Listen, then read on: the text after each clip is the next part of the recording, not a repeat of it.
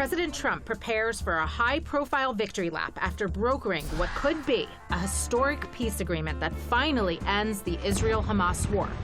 Tonight, why after years of failed negotiations, the sworn enemies are putting down their weapons for now, the likelihood that their agreement holds, and the turning point that changed everything. Next. This is Washington Week with The Atlantic. Corporate funding provided by... In 1995, two friends set out to make wireless coverage accessible to all. With no long-term contracts, nationwide coverage, and 100% U.S.-based customer support. Consumer Cellular. Freedom calls. Certified financial planner professionals are proud to support Washington Week with The Atlantic. CFP professionals are committed to acting in their clients' best interest. More information at letsmakeaplan.org. Additional funding is provided by Koo and Patricia Ewan for the Ewan Foundation, committed to bridging cultural differences in our communities. Sandra and Karl DeLay Magnuson, Rose Herschel and Andy Shreves, Robert and Susan Rosenbaum, Charles Hamowy through the Charles Hamowy Fund, Steve and Marilyn Kerman, and by contributions to your PBS station from viewers like you. Thank you. And now from the David M. Rubenstein studio at WETA in Washington, here is Washington Week with The Atlantic. Good evening and welcome to Washington Week. I'm Vivian Salama in tonight for Jeffrey Goldberg. Despite his best efforts, President Trump did not win this year's Nobel Peace Prize, the award he has long coveted and lobbied for since his first term in the White House.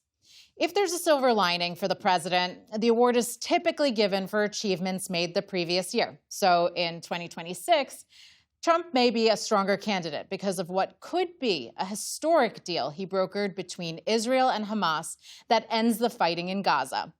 The ceasefire is underway, and the last of the Israelis still held hostage are set to be released as early as next week. But enormous challenges remain, even as the bombs fell silent. Gaza is largely demolished, and trust on both sides is deeply fractured, making the road to lasting peace in the region fragile. Joining me tonight to discuss this and more, Nancy Cordes is Chief White House Correspondent for CBS. David Ignatius, a foreign affairs columnist at The Washington Post. Jonathan Karl is the Chief Washington Correspondent for ABC News and the author of the soon-to-be-released book, Retribution, Donald Trump and the Campaign That Changed America.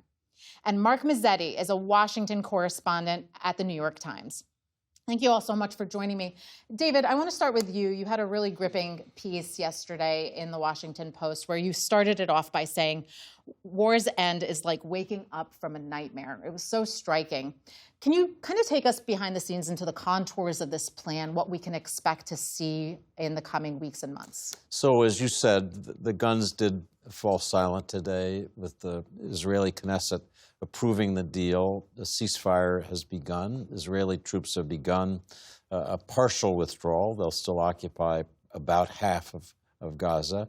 And we've now begun a 72-hour process, a window in which the hostages are to be released, 20 living, the remains of 28 dead, and many Palestinian prisoners, probably well over 1,000, will be released. And aid will, in theory, surge back into Gaza, ending the terrible suffering, we hope, of the Palestinian people. This is phase one of the deal. What's still left is everything else, and those are all the crucial things for the future stability of Gaza. The disarmament of Hamas, the transitional governance in which technocrats will take over governance of the enclave, and a process that will hopefully provide security for the people of Gaza with international help. Just to say one personal thing that I felt today watching the scenes. I was in Gaza in November, a month after the October 7 attack that began this terrible war. And I watched as the civilian population of Gaza City streamed out of Gaza City moving south, moving, they hope, towards safety. It was just a scene of desperation. Today, I saw pictures of a line as long as that one I saw in November, moving back from the south toward Gaza City. And I had a sense of, I hope, the beginning of an ending of this war. The beginning of an end, and certainly so many challenges ahead. But still, the White House seems cautiously optimistic. Nancy, you were there this afternoon. Take us behind the scenes. How's the president feeling about all of this, and as well as those around him? Yeah, the president is pumped. I was in the Oval Office with him a few hours ago. He likes to talk about the fact that people are dancing in the streets, not just in Israel and in Gaza, but around the Middle East. But behind the scenes, I would say that senior advisors are nervous because they will say openly that there are still so many things that can go wrong. And so they are on high alert diplomatically to try to troubleshoot, the details of this very fragile plan, especially in the early days where they know they've seen this movie before. Phase 1 started off well the last time that they created a multi-stage plan and then fell apart, and we saw 7 months of some of the worst fighting of this entire war. And so the hope is that if problems do pop up, they're better prepared this time to find ways to solve them. I mean, John, this is objectively a very momentous moment.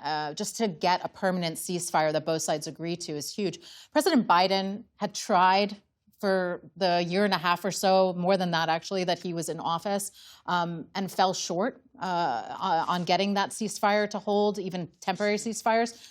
President Trump comes in. He says that the war would never have even started if he was president. Of course, that is hard to qualify, but he got it done. He said he was going to get it done, and he got it done. What do you think changed, or what's different between both presidents and just the time that's passed? Well, first, it is a incredible moment. I mean, just to see as David mentioned, the lines going back into northern Gaza, aid about to be resumed, hopefully an end to the famine, an end to one of the worst humanitarian crises of our time, an end to the war. I mean, Bibi Netanyahu had announced a major offensive into Gaza City, some of the worst fighting, worst Israeli attacks of the war. And now you have, as the agreement says, the war will end.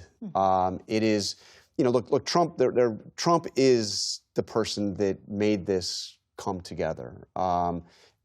Trump is the one who, on one hand, gave the green light to the Israelis to do all they did. There was no talk of holding back weapons, but also pressured the Israelis. I mean, this 20-point plan includes the statement, an immediate end to the war, at a time when Netanyahu was absolutely not wanting to end this war, or wanting to continue this war.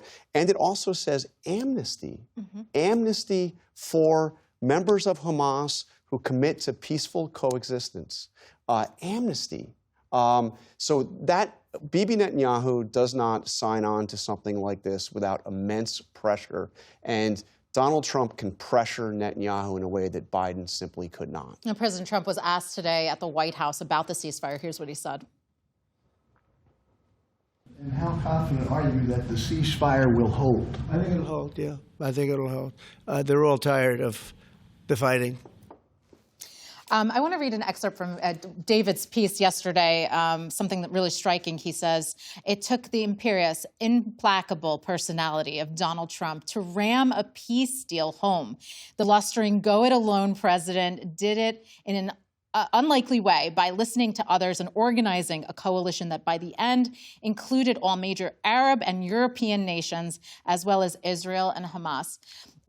Taking that into consideration, Mark, we talked so much during the Biden years about leverage, this concept of leverage, whether it was weapons and other assistance to Israel that might get it to either let aid into Gaza or have them scale back on their bombardment of Gaza. President Biden did not withhold weapons. Neither did President Trump. Was there some other leverage, or was it, as David says, this personality, his personality and just his ability to influence Bibi Netanyahu that made this possible? I think there's a few things.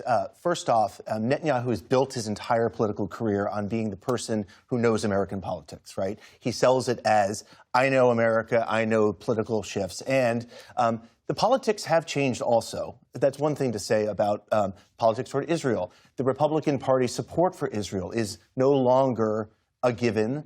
Especially among younger Republicans, and President Trump has voices in his head in the MAGA wing of the Republican Party who think Israel just gets the United States into trouble. That's part of it. That's part of where Netanyahu knows that he needs Trump. He needs the United States more than anything. Mm-hmm. Europe can all go in another direction, but he fundamentally needs American support. So when Trump pressures him, it certainly matters. But there's another thing, and that's a more recent event, and that was the September 9th strike that the Israelis took in Doha, where they tried to kill the Hamas negotiating team. Mm-hmm. And it really was a game changer. I was actually in Israel when that happened, and there was this shock about that they actually, even after the last year where Israel had struck in Iran and Lebanon and Yemen and Syria, doing this changed things, and it changed things for Trump and at the White House. Why? Well, because first of all, they didn't know about it, and mm-hmm. they were outraged. They were outraged. Mm-hmm. They were trying to end this war, and the day before,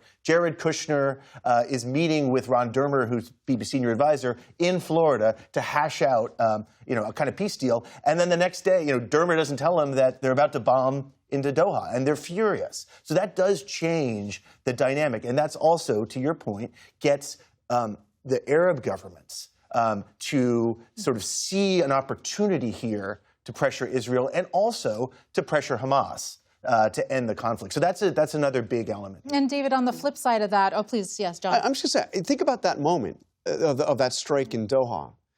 There was a sense that this was the peace talks were over. I mean, how can you have peace talks when at an assemblage of peace talks, the Hamas side is bombed? There was a sense that it was. That any hopes of ending this conflict were dashed, and the hostages could all be and there was what the fate for the hostages. But what happened instead is it was such a crisis that first of all you had the effort that Jared Kushner was making, which was the long-term plan for a post-war Gaza, which began around August, about a month before that, and the effort that and the other effort you had with Steve Witkoff to get a hostage deal. Well, those come together, and Witkoff and Kushner are working together. Our Gulf allies are outraged by the Israelis. So is the White House. And there's much more urgency to the task. That urgency is what brought us to this moment. And since we're on this topic, David, I'll come to you in a second because I want to talk a little about Hamas. But, Prime Minister Netanyahu was here in the Oval with President Trump over a week ago, and an apology to Qatar was a critical element to get this moving forward. Not just that, President Trump also very quietly signed security guarantees for Qatar. What more do we know about that, in terms of the phone call, but also President Trump's decision to just grant security guarantees for Qatar, which infuriated many in Israel? So Qatar, after this strike on the Hamas negotiators who were in Doha, demanded a public apology from Israel and a security guarantee from the United States that it would not be attacked again. It had asked for such a guarantee after Iran attacked. The U.S. didn't give it, but this time it was granted. And the crazy thing about that strike was Netanyahu, in effect, was destroying the one channel he had to end the war. There is a sense of exhaustion in the Israeli military. Netanyahu may have wanted to continue, but it was a moment when Trump got angry. Qatar said, either you do what we want or it's over.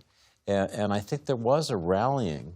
Trump decided he was going to move. He was going to pressure Israel, and the whole dynamic changed in that moment. It's unlikely that strike would have produced peace, but it began the process. And David, very quickly, while I have you, to talk about the Hamas position in all of this. I mean, Hamas has called President Trump, and I'm quoting here, a racist, a, quote, recipe for chaos, and a man with an absurd vision for Gaza. So what would motivate them at this stage? Exhaustion, pressure from the Palestinian population in Gaza, certainly pressure from every Arab country. This 20-point peace plan is essentially a surrender document for Hamas. Hamas gives up its weapons, it gives up future political control in Gaza. I mean, it's an unlikely series of things for them to agree to. And my biggest fear is that what's going to happen as we move past this wonderful first phase and the guns go silent is we'll have a low-level insurgency of a kind that's very familiar to the United States and to Israel, which could continue indefinitely, because there will be Hamas fighters who want to fight to the death, who are not prepared to turn over their guns, who don't want amnesty. They want to fight. And how the U.S. is going to deal with that, how Israel will deal with that, was over the next hill, as it were. And who's going to run Gaza? Yeah. Right. I mean, there's this idea of this technocratic government and, the regional powers. I mean, who is going to keep the security in Gaza? So one of the wonderful things that has begun with phase one is the delivery of aid. How is it going to be distributed safely inside a Gaza that's going to be chaotic, where there's nobody to keep order and peace? That's in the next few days. I shudder to think what the kind of violence you might see as people scramble, desperate people scramble for the aid that's now arrived. Yeah. And that's why this summit that's taking shape in Egypt in a few days that President Trump is slated to attend is so important, because there are these momentous questions. Who's going to run Gaza? Who's going to rebuild Gaza? President Trump just said today he's counting on these wealthy Gulf nations, these wealthy allies throughout the region to put up some serious money to help rebuild what was destroyed. And, if everyone sort of wipes their hands and says, okay, the deal is done, it's going to create the conditions for the very kind of low-level insurgency that you're talking about. And I think we're all agreeing on that this is taking time and attention for a long time, and commitment from the United States and commitment from the president. And is he going to stick with it? Because if he doesn't, right, then to David's point about violence, anything could trigger a start again of the war. I think there's a lot of elements of the Israeli government, certainly the prime minister, who would see a pretext for war in a Hamas attack, that if Trump isn't leaning on them and all parties, that this could become violent again. And that's my big concern. And Nancy, you just actually mentioned President Trump's trip to the region. You're going to be joining him on that trip. What else do we know about his itinerary? Well, he's going to be going to Israel. He's going to be speaking to the Knesset he's the first president, U.S. president, to speak to the Knesset since George W. Bush. And then he'll head to Sharm el-Sheikh in Egypt to meet with leaders from the region. There will probably be some European leaders there as well to talk about what happens next. I mean, even the president himself, his vision for Gaza has evolved over time. It wasn't that long ago that he was saying people would need to be moved out so that there could be this really glitzy redevelopment in Gaza. He's kind of backed away from that. Yesterday, he said nobody has to be displaced from Gaza while the rebuilding takes place. But there are still so many unanswered questions about what happens there and who's in charge and who's footing the bill. That conversation is going to begin in earnest in Egypt. And so many unknowns there. John, we keep hearing about the two players on the American side who have largely orchestrated these talks, Steve Witkoff, the envoy for the Middle East, and the president's son-in-law, who is not in government, but he's back, Jared Kushner. What can you tell us about their role in all of this? Look, Jared Kushner Witkoff's been frenetically traveling the region, meeting, and by the way, he's also the envoy for Ukraine. He seems to be everywhere. Marco Rubio, the actual Secretary of State, is also the national security advisor. This is really something that came together with an incredibly small team. Witkoff travels with a team. His entire support staff is 4 people, I believe. But Kushner was the one that was really crafting this 20-point plan. He is the one. He had already been working on the plan for post-Gaza. This is really the return of Jared Kushner. who I think was the critical player in pushing this thing through. And by the way, it's part of the plan. I mean, it's somewhat utopian. It talks about in the vision for post-war Gaza. One of the points is a reduction in tariffs. It'd be like favorable tariffs. I mean, as if Gaza's ready to start producing mass exports. I mean, there are huge questions about where it goes now. But that's kind of characteristic of Jared Kushner, which is, and Witkoff too, this very optimistic, we're deal guys, we can get this stuff done. The politicians don't understand it. The diplomats, go through, too many contortions. The point is, let's make the deal, let's get it done. And U.S. officials who briefed us on Thursday talked about potential phase 2, what comes next. And David, you were alluding to that earlier. One of the things that was very striking is an international stabilization force that might include at least 200 American troops, which is quite striking for a president who said he was going to curb U.S. presence abroad and U.S. wars abroad. And so what do we know about the involvement of those 200 troops, or what don't we know yet? So from what was initially announced, they will be a kind of command and control force based in Israel. Whether this is going to be an open-ended commitment that could expand, we don't know. That will reassure the other countries that are going to be on the ground in Gaza in the International Stabilization Force, the countries like, it said, Italy, Azerbaijan, Indonesia. There are a range of countries that have agreed privately to contribute troops. But just getting enough stability for that force to be able to enter safely, you've got a long distance to go, and it's still not clear to me who's going to do it. And the White House is adamant that those U.S. troops are not going into Gaza. No. They are not keeping the peace in Gaza.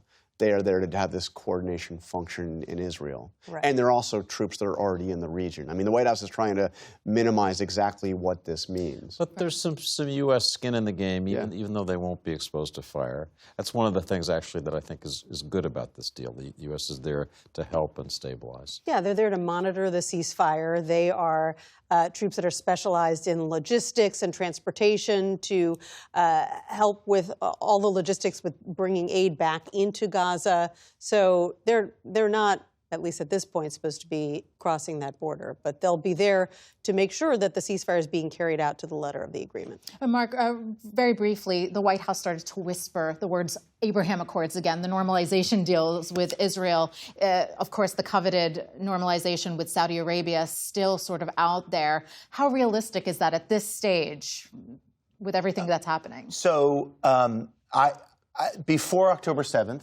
I think it actually was happening under the Biden administration. And why is that? Because the Palestinians were basically left to the side, right? Israel and Saudi Arabia were going to normalize relations. No one was thinking about the Palestinians, even the Saudis, right?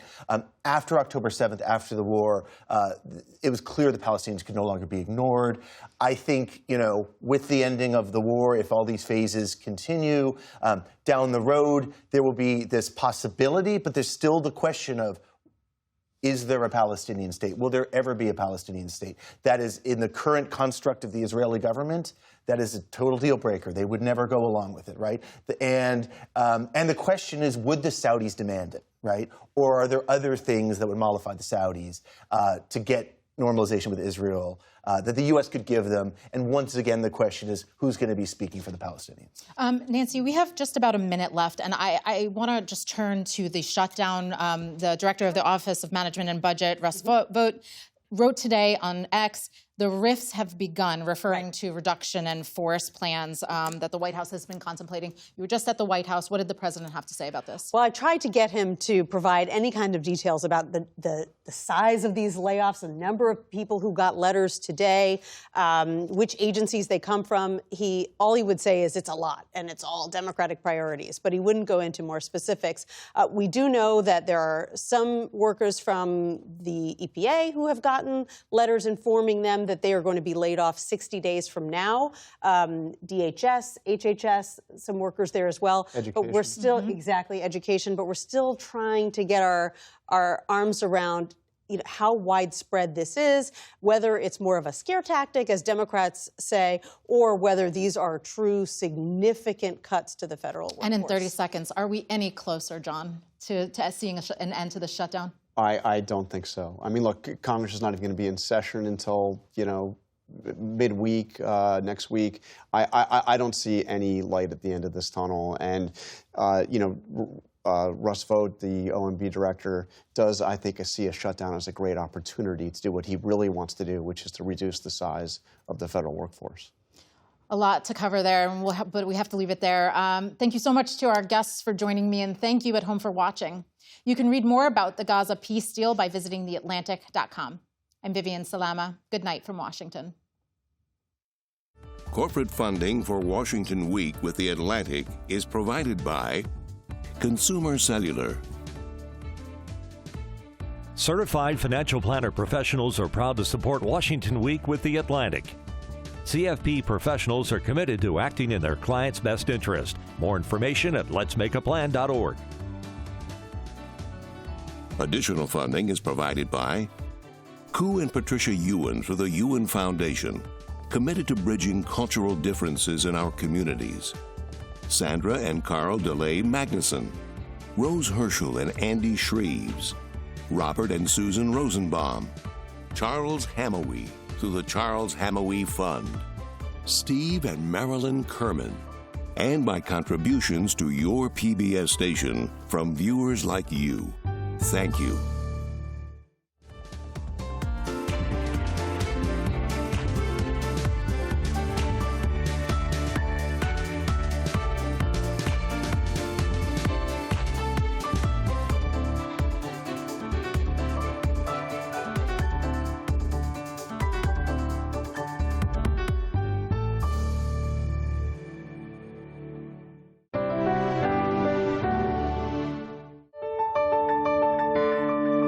You're watching PBS.